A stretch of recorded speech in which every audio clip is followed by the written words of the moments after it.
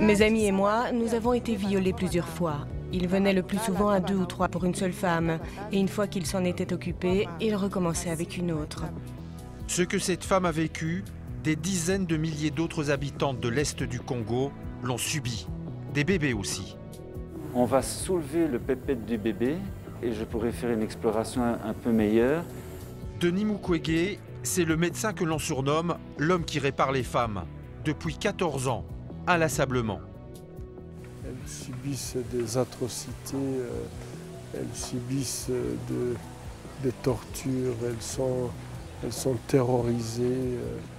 Lorsque je vois des femmes qui reviennent ici pour la 2e, la 3e fois, là je me dis, le monde n'est pas juste. Des médecins belges l'appuient dans sa mission. Ils apportent de nouvelles techniques, les transmettent. Pour des milliers d'enfants nés de la guerre, cette aventure médicale et humaine est une des seules lueurs d'espoir à la frontière de l'inhumanité.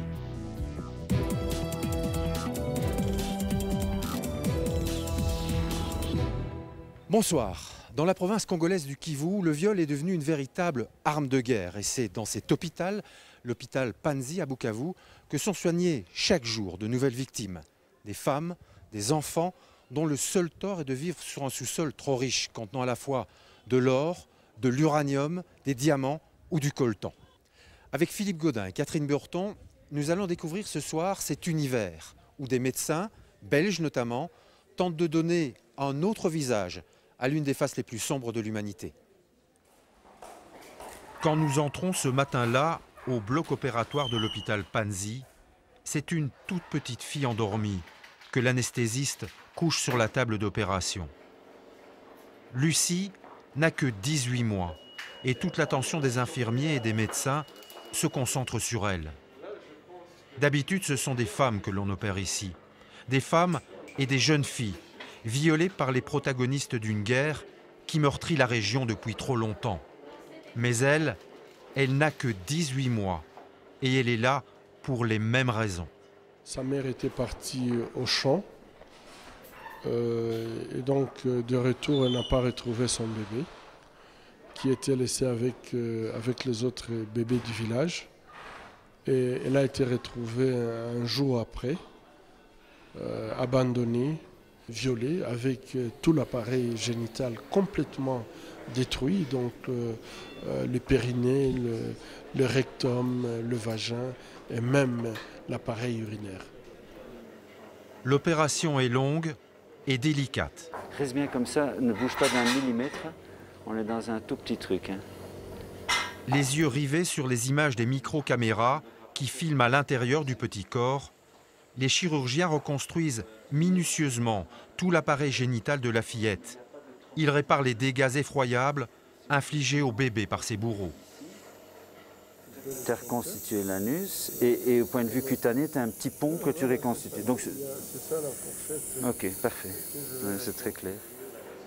Au bout de 2 heures d'opération, on sent les médecins soulagés. Leur intervention a réussi. On a pu reconstituer son appareil urinaire, son appareil génital et digestif. Et la reconstruction permet qu'elle ait une vie parfaitement normale. Je suis d'autant plus content que son col est resté intact, donc c'est de bon augure. Est-ce qu'on peut espérer qu'elle sera une petite fille comme les autres? Absolument. En un mois, Lucie est le 11e bébé violé que les médecins de l'hôpital Panzi doivent opérer.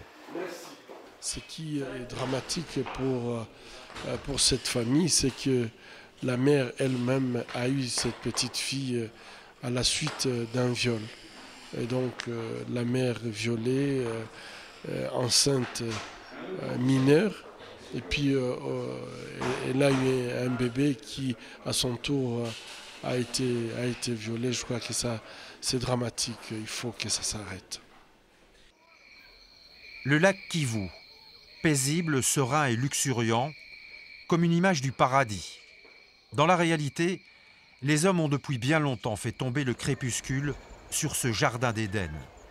À l'est du Congo, dans les provinces du nord et du sud Kivu, grandes comme 4 fois la Belgique, la guerre dure depuis plus de 15 ans.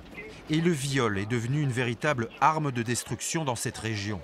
Une stratégie de la terreur que les groupes armés qui sévissent dans les forêts, à la frontière avec le Rwanda, utilisent pour faire fuir les populations et exploiter à leur guise les immenses richesses minières que recèle le sous-sol. L'or, les diamants, l'uranium ou le coltan utilisés dans l'électronique.